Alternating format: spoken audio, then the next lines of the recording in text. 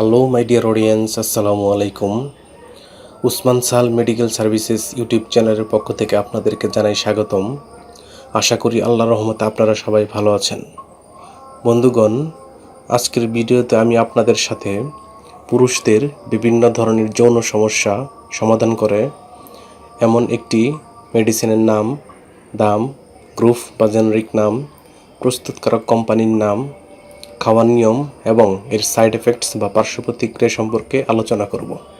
তবে ভিডিওটি শুরু করার আগে আপনাদের প্রতি রিকোয়েস্ট, আপনি যদি আমার চ্যানেলে নতুন হয়ে থাকেন তাহলে অবশ্যই চ্যানেলটি সাবস্ক্রাইব করবেন এবং লাইক, কমেন্টস এবং শেয়ার করবেন।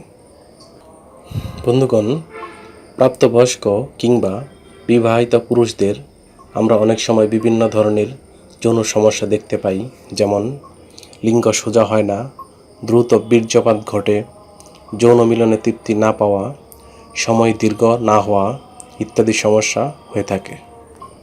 এইসব সমস্যার সমাধানের জন্য আমরা ডাক্তারের শরণাপন্ন হই এবং বিশেষজ্ঞ ডাক্তারগণ তাদের পরামর্শপত্রে সচরাচর যে ওষুধটির কথা লিখে থাকেন তার নাম হলো ডিউরভোলিস ট্যাবলেট। এটির গ্রুপ বা জেনারিক নাম হলো টাডালাফিল। এটির উৎপাদনকারী প্রতিষ্ঠানের নাম হচ্ছে রেনেটা লিমিটেড।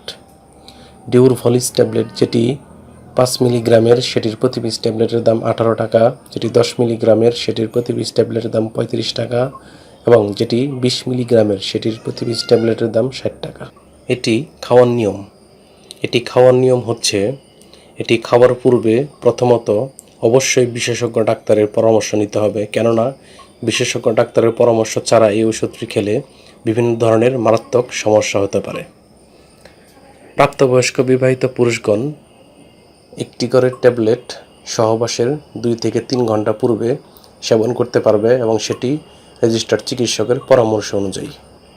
বিশেষজ্ঞ ডাক্তারগণ অবস্থা বুঝে প্রথমে 5 মিলিগ্রাম, পরে 10 মিলিগ্রাম এবং তারপরেও কাজ না হলে 20 মিলিগ্রামের ট্যাবলেট একবার খেতে বলেন।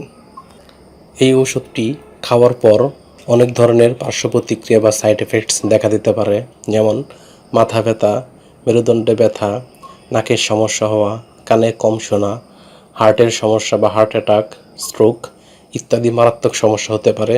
তাই আবারও বলি, অবশ্যই এটি সেবনের পূর্বে ডাক্তারের পরামর্শ নিতে হবে।